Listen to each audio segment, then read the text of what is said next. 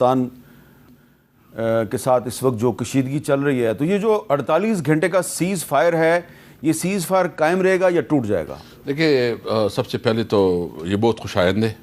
اس کو اپریشیٹ کرتے ہیں، اور میرے خیال میں یہ موقع ایسا ہے کہ سیز فائر کو جو ہے نا ایکسٹینڈ ہونا چاہیے، اور امید رکھتے ہیں کہ ایکسٹینڈ ہوگا۔ اور میں اس موقع پہ اس پروگرام کے تحت جو ہے نا اپنے برادر اسلامی ملک سعودیہ گورنمنٹ سے جو ہے نا امید رکھتا ہوں کہ وہ اس میں اپنا رول پلے کریں گے، کہ دو اسلامی برادر ممالک کے اگر کوئی مس انڈرسٹینڈنگ ہے، کوئی ایشوز ہے، تو وہ آ کے ٹیبل پہ حل کرے، کیونکہ یہ بالکل ہمارے لیے بہت ایک طرف۔ لیکن ہمارے وزیر دفاع خواجہ آصف صاحب کہتے ہیں کہ افغان طالبان انڈیا کی پراکسی بن چکے ہیں، تو یہ ٹیبل پہ کیسے مسئلہ حل ہوگا؟ دیکھیں، جتنی بھی آپ کے بڑے مسائل ہوتے ہیں نا، وہ تو ڈسکشن ٹاک سے ہو سکتے ہیں نا، یعنی آپ کی ڈپلومیٹک چینل جو ہے وہی راستہ ہے آخر میں۔ تو ہم سمجھتے ہیں کہ اس وقت ہمیں اور بھی بہت زیادہ ایشوز ہے، ہمیں انٹرنل سیکیورٹی کی ایشوز ہے، ہمیں فائنینشیل بہت پرابلم ہے، ہماری دوسرے بارڈر پہ جو ہے نا انڈیا جو ہے نا وہ مختلف آپ کے نالج میں ہوگا کہ وہ کوئی پلاننگ کر رہے ہیں، تو ہمیں اپنے دشمن کم کرنے چاہیے۔ بہرحال ایک بات میں یہ بالکل واضح کرنا چاہتا ہوں کہ جو کہ ہمارا اس علاقے سے ڈائریکٹ تعلق ہے، زیادہ سے زیادہ ہم متاثر ہوتے ہیں، تو ہمارا زیادہ روزگار اور کاروبار بھی اس افغانستان کے ساتھ ہوتا ہے، تو ہماری دلی خواہش ہے کہ جو معاملات ہیں وہ ٹیبل پہ اور ڈپلومیٹک چینل کے ذریعے استعمال۔ اچھا، اب جو سہیل آفریدی صاحب ہیں وہ بن گئے ہیں خیبر پختونخوا کے نئے چیف منسٹر، تو ان کے بارے میں جو فیڈرل گورنمنٹ ہے اس کے جو ترجمان ہیں وہ وزیر اطلاعات ہیں، تو وزیر اطلاعات صاحب نے جو کہا وہ آپ نے سنا تو ہوگا، لیکن ذرا دوبارہ سن لیں۔ علی امین گڈا پور سے رنجش یہ تھی کہ تم دہشت گردوں کی ٹھیک طرح سے سہولت کاری نہیں کر پا رہے، تو یہ جو سہیل آفریدی کو لایا گیا ہے یہ اس لیے لایا گیا ہے کہ دہشت گرد اور ان کے سہولت کاروں کو مکمل طور پہ سپورٹ کیا جائے، پروموٹ کیا جائے، اور مکمل سہولت کاری ان کو دی جائے، اور ان کو فری ہینڈ دیا جائے کے پی پروونس کے اندر۔ تو پھر وہ قربانیاں کہاں جائیں گی جو اس ملک کو قوم نے دی ہے؟ ہم یہ ہرگز نہیں ہونے دیں گے۔ انہوں نے کہا تھا ہم یہ ہرگز نہیں ہونے دیں گے، اس کے باوجود سہیل آفریدی صاحب چیف منسٹر تو بن گئے ہیں، لیکن اگر فیڈرل منسٹر فار انفارمیشن یہ کہہ رہا ہے کہ جی سہیل آفریدی دہشت گردوں کے سہولت کار ہیں، اس کا مطلب ہے وہ ان کو چلنے تو نہیں دیں گے؟ مجھے تو اس پہ ہنسی آ رہی ہے، یہ بیچارہ اتنی بڑی بڑھ کے ماری ہے، اور جو ہو گیا تو اب یہ کس منہ سے لوگوں کو سامنا کریں گے؟ میں صرف اتنا کہنا چاہتا تو میں آپ کی نالج میں سہیل آفریدی جو ہے نا، میں اس کو گزشتہ 16-17 سال سے جانتا ہوں۔ جب میں صوبائی صدر تھا، ابھی ہماری حکومت نہیں آئی تھی، تو یہ اس وقت آئی ایس ایف میں جیسے ہی کالج میں داخل ہوا تو ہمارے ساتھ یہ مراد سعید، مینا خان اور حسین اخونزادہ، جانتے ہیں آپ سب کو، تو آئی ایس ایف میں ہم نے اس کو بنایا۔ یہ ایم ایس سی اکنامکس کر چکا ہے، پھر جو ہے نا اس کا بیک گراؤنڈ قبائل ہے، ٹرائب سے ہے، اور یہ ڈیسینٹ انوسینٹ لڑکا ہے، اور اس کے اندر جو ہے نا ابھی تک دیکھے کبھی 107 پہ بھی چالان نہیں ہوا ہے۔ مطلب ایک پولیٹیکل کیسز تو الگ پولیٹیکل کیسز نہیں، اسلام آباد میں اس پہ 6 مقدمے ہیں۔ نہیں، مقدمے تو ہم سب پہ، میرے اوپر 40-50 مقدمے ہیں، وہ تو آپ کو پتہ ہے وہ کس قسم کے مقدمے ہیں۔ اصل میں یہ ہے کہ پہلی دفعہ ایک مڈل کلاس ایجوکیٹڈ لڑکا، اور پھر اس علاقے سے جو وار زون سے سب سے زیادہ متاثر ہے، فاٹا، اس سے ایک لڑکے کو اس کو ویلکم کرنا چاہیے تھے۔ جو انہوں نے پروپیگنڈا کیا، جس طرح انہوں نے نیریٹو بنانے کی کوشش کی، اللہ نے کرم کیا کہ اس کے سارے منصوبے ناکام ہو گئے، اور میں امید رکھتا ہوں کہ انشاءاللہ سہیل جو ہے نا اپنی جو اس کی کیپیسٹی ہے، کیپیبلٹی ہے، اور جو اس کی کمٹمنٹ ہے، وہ اس صوبے میں گورننس کے حوالے سے، امن و امان کے حوالے سے، اور عوام کی جو توقعات ہے اس کے حوالے سے بہترین پرفارمنس دکھائیں گے انشاءاللہ۔ اچھا، لیکن یہ بتائیں نا کہ سہیل آفریدی صاحب آپ کے صوبے میں آپریشنز کے کیوں مخالفت کرتے ہیں؟ وہ حالانکہ آپ خود کہہ رہے ہیں کہ آپ کا صوبہ سب سے زیادہ متاثر ہے، تو وہ وہاں پہ آپریشن کی کیوں مخالفت کرتے ہیں؟ دیکھیں، ہمارا ایک اس کے اوپر اپروچ الگ ہے۔ ایک تو آپ دیکھ رہے ہیں کہ تقریباً 21 آپریشن ہو چکے ہیں، اور اس کی وجہ سے کوئی خاطر خواہ نتیجہ نہیں نکلا۔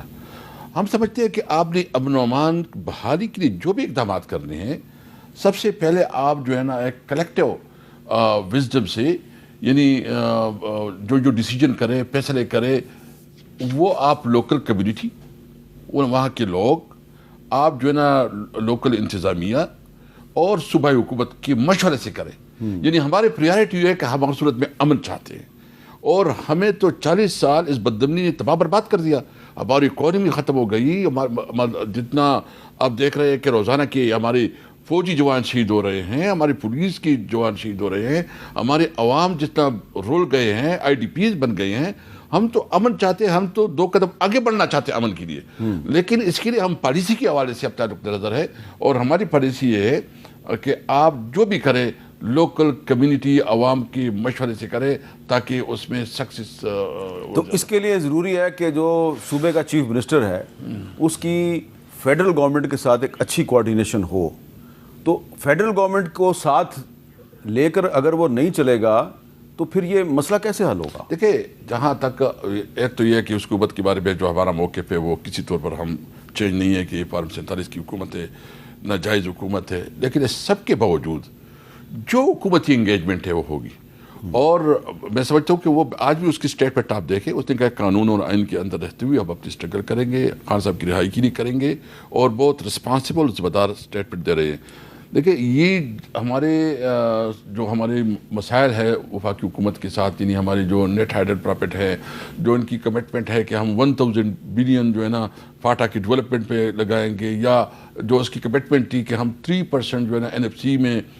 شیئر تمام صوبوں سے وفاق سے دیں گے, یا انہوں نے ان کی کمٹمنٹ تھی کہ یہ جو ہمارا NFC میں شیئر ہے 14% سے 19% یہ ہمارا بنتا ہے چونکہ مرج ہو گیا یہ فاٹا. تو یہ تو ڈیفینیٹلی ٹیک اپ ہوں گے, اور ہم یہ امید رکھیں گے, ہمارا حق ہے, یہ ہمارا حق ہے کہ ہمیں ہمارا حق ملے. تو وہ تو کسی صورت پہ اس پہ وہ نہیں کریں گے. ہاں, ہم سمجھتے ہیں کہ وفاقی حکومت کو جو ذمہ داری ہے کہ وہ جو ڈیولپمنٹ ہے, جو ہمارا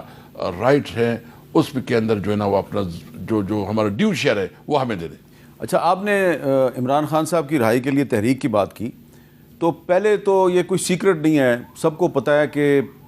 آپ کی, جنید اکبر صاحب کی, عاطف خان صاحب کی, ترقی صاحب کے کوئی معاملات ٹھیک نہیں تھے.